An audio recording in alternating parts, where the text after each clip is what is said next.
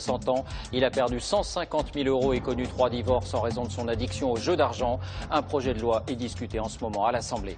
Et puis notre dossier ce soir, vivrons-nous demain en communauté? Chacun a réussi à décrocher. Reportage Isabelle Saboureau, Abdelzouiwesh.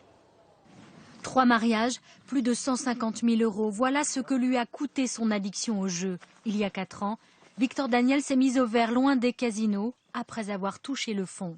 Je pouvais grignoter mon salaire sur la première semaine d'un mois. Ensuite, me nourrir avec une boîte de sucre pendant une quinzaine de jours. J'ai perdu, on va dire, l'équivalent de 2 maisons faciles. Il s'est bien fait interdire de casino, mais la dépendance est toujours là. Cet ancien commercial n'a plus besoin de sortir de chez lui pour jouer de l'argent. Voilà, alors là, c'est le casino comme à la maison, dans ces petites pantoufles. Je prends ma souris. J'ai effectivement mis le casino sur mon écran. Et puis à partir de là, eh ben, je vais commencer à m'amuser confortablement. Ah, là j'ai les 3 chapeaux. Là c'est le bonheur. Mes yeux sont comme des étoiles. On est comme happé par les images. Et puis à tel point qu'il n'y a plus rien qui compte autour, quoi. C'est une sorte de bulle. C'est comme quelque chose qui circule en moi et puis qui me dit, bah tiens, fais-toi plaisir. Bon, le problème, c'est que la plupart du temps, c'est un plaisir qui coûte cher, quoi.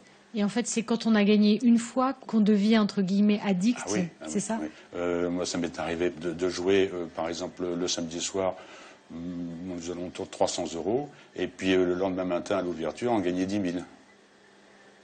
Donc effectivement, avec ces 10 000, après, on se dit, on est le roi du pétrole, on est invulnérable. Cette adrénaline, il court après depuis 30 ans. Cela a commencé dans les ambiances feutrées des casinos.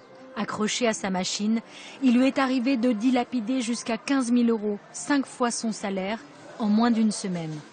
On transpire, comme si on venait de faire un marathon, hein, et puis on essaie d'analyser, mais on ne percute pas, parce qu'on est encore dans l'enceinte. On est encore dans le jeu. C'est une fois qu'on est sorti du casino que là, ben, on serait capable de se mettre, je sais pas moi, la corde autour du cou, une balle dans la tête, parce qu'on en est réduit à ce niveau-là. C'est-à-dire qu'on ne se considère plus. On est moins que rien. Et on n'envisage plus l'avenir. Mais quand même, le lendemain, vous y retournez? Et oui, le lendemain, oui. Parce que le lendemain, c'est un jour nouveau.